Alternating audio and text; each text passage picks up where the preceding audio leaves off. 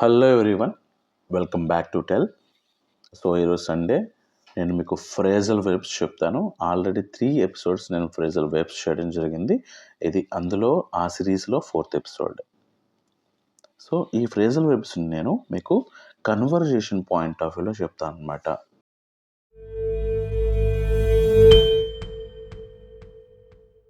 ఒక్కసారి ఈ కన్వర్జేషన్ చూడండి. ఇందులో రెడ్ కలర్లో కొన్ని వర్డ్స్ ఉన్నాయి కదా, దట్ మీన్స్ వాటిని ఫ్రేజల్ వెబ్స్ అంటారు. దట్ మీన్స్ అది ఒక వెబ్ అండ్ ప్రిపోజిషన్ వాటితో కాంబినేషన్తో ఫామ్ అవుతాయి అన్నమాట వర్డ్స్. వాటిని ఫ్రేజల్ వెబ్స్ అంటారు. ఇక్కడ చూపిస్తున్న ఈ రెడ్ కలర్లో మీకు ప్రొవైడ్ చేసిన ఈ ఫ్రేజల్ వెబ్స్కే నేను మీకు ఈరోజు ఎటువంటి సిచ్యువేషన్లో యూజ్ చేయాలో చెప్పబోతున్నాను. ఒకసారి ఈ ఫ్రేజల్ వెబ్స్ మీనింగ్ అంతా కూడా చూసుకున్న తర్వాత అప్పుడు మనం ఈ కన్వర్జేషన్ మీనింగ్ మళ్ళీ ఒకసారి చూద్దాం. సో మన first phrasal web come up with. Come అనేది ఏంటి, ఇక్కడ వెర్బ్ అవుతుంది. అప్ అండ్ విత్ రెండు కూడా ప్రిపోజిషన్స్ అవుతాయి. కమ్ అప్ విత్ మొత్తం కంబైన్ చేస్తే ఒక కొత్త ఆలోచన, ఒక కొత్త విషయాన్ని తీసుకొని రావటం, దాన్ని మనం కమ్ అప్ విత్ అనాలి. Example sentence, he came up with a brilliant idea. ఒక బ్రిలియంట్ ఐడియాతో అతను వచ్చాడు అనేది అక్కడ. కమ్ అనేది ఎలాగైతే మనం వేవ్ ఫామ్స్ చూస్తామో V1, V2, V3 వీటికి కూడా అలాగే వేవ్ ఫామ్ చేయొచ్చు. అందుకనే కమ్ కాస్త కేమ్గా మారింది. నెక్స్ట్ లెట్ డౌన్, నిరాశపరచడం, ఓడిపోయేలా చేయడం అనేది కూడా మనం యూజ్ చేసుకోవచ్చు. Example, I worked hard because I didn't want to let my parents down. మా తల్లిదండ్రులని నేను నిరాశపరచకూడదని నేను చాలా కష్టపడి పనిచేశాను. లెట్ మై పేరెంట్స్ డౌన్ చూడండి, లెట్ డౌన్ మై పేరెంట్స్ అనకూడదు అనమాట. సబ్జెక్ట్ని ఫ్రేజల్ వేబ్స్లో ఆ 2 వర్డ్స్ ముందు తీసుకొచ్చి పెట్టాలి. Let my parents down, my parents అనేది ఇక్కడ ఏమవుతుంది, సబ్జెక్ట్ అవుతుంది. లెట్ డౌన్ ఫ్రేజల్ వేబ్స్ అలా మధ్యలోకి జాయిన్ తీసుకురావాలంట మనం, అంతేగాని లెట్ డౌన్ మై పేరెంట్స్ అనకూడదు.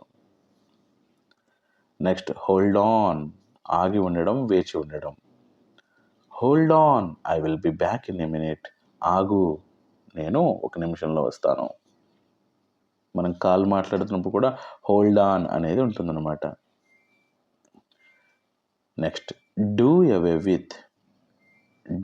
విత్, ఏదైనా తీసివేయడం లేదా నాశనం చేయడం. Example, the school decided to do away with uniforms. So school యూనిఫామ్స్ని తీసేయాలని నిర్ణయించుకుంది. నెక్స్ట్ గెట్ ఓవర్, ఓదార్చుకోవడం లేదా సమస్యను అధిగమించుకోవడం. ఏదైనా ఒక ఓటమి లేదైనా కోల్పోయిన దాన్ని మనం ఓదార్చుకోవడం, మనల్ని మనం సముదాయించుకోవడం అనేదాన్ని గెట్ ఓవర్ అని చెప్పచ్చు అనమాట. Example, it took her months to get over the breakup నుంచి బయటపడటానికి ఆమెకి కొన్ని నెలలు పట్టింది ఆమెను సముదాయించుకోవడానికి. Next, I finally got over my fear of public speaking. నేను పబ్లిక్ స్పీకింగ్ అనే ఒక భయాన్ని నేను ఎట్టకేలకు అధిగమించాను, చివరికి అధిగమించగలిగాను అనేది.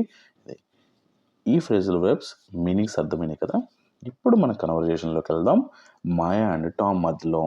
మాయా చెప్తుంది, hey Tom, did you hear, the school is planning to do away with the old uniform rules. Maya టామ్తో అడుగుతుంది, హే టామ్, నువ్వు ఇది విన్నావా, మన స్కూల్ పాత యూనిఫామ్ రూల్స్ని తీసేయాలనుకుంటుంది అని చెప్పింది. టామ్ రిప్లై, ఇది మారింది. టామ్ రిప్లై చూడండి, సెకండ్ది, థర్డ్ది ముందే వచ్చేసింది. సో టామ్ చెప్తున్నాడు, really, that's great, I never liked those strict dress codes, but are you sure about it. నిజమా, అది చాలా గొప్ప విషయం, నాకు ఎప్పుడు కూడా ఆ స్కూల్ డ్రెస్ వేసుకోలే, ఆ రూల్స్ నాకు ఎప్పుడు నచ్చే కాదు. But are you sure about it, నువ్వు నిజంగానే తెలుసుకున్నావా, నువ్వు చెప్తుంది నిజమేనా అని అడిగాడు. Maya, yeah, the principal said they want to introduce a more comfortable dress policy.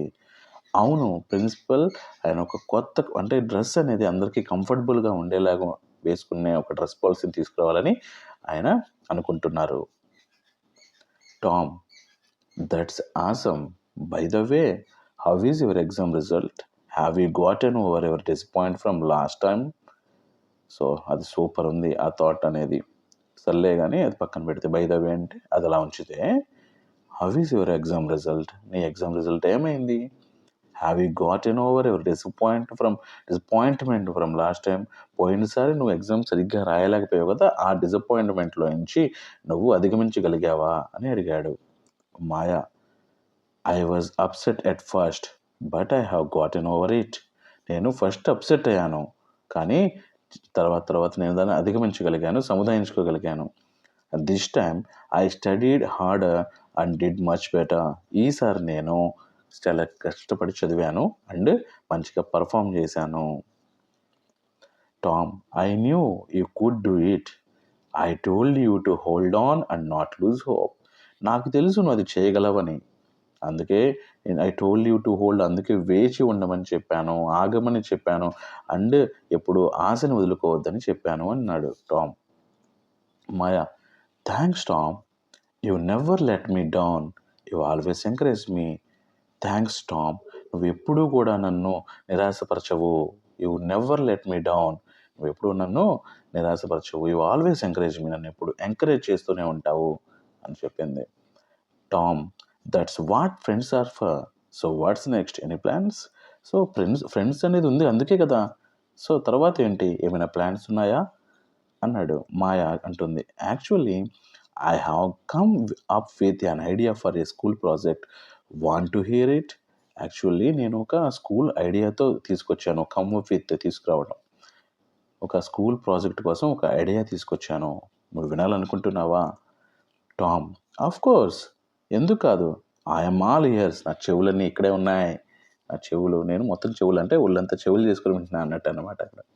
So ఇది వాళ్ళిద్దరి మధ్య జరిగిన కన్వర్జేషన్. డూ అవే విత్ అనే phrasal verb, get over, hold on, let down, come up with అనే ఈ ఫ్రేజల్ వెర్బ్స్ని ఎలా యూస్ చేయాలో మీకు అర్థమైంది కదా. మీ డౌట్స్ అండ్ రిక్వైర్మెంట్స్ ఏమైనా ఉంటే కామెంట్స్లో మెన్షన్ చేయండి. యాజ్ సూన్ యాజ్ పాసిబుల్ నేను వాటికి రిప్లై ఇస్తాను. So that's for today, signing off.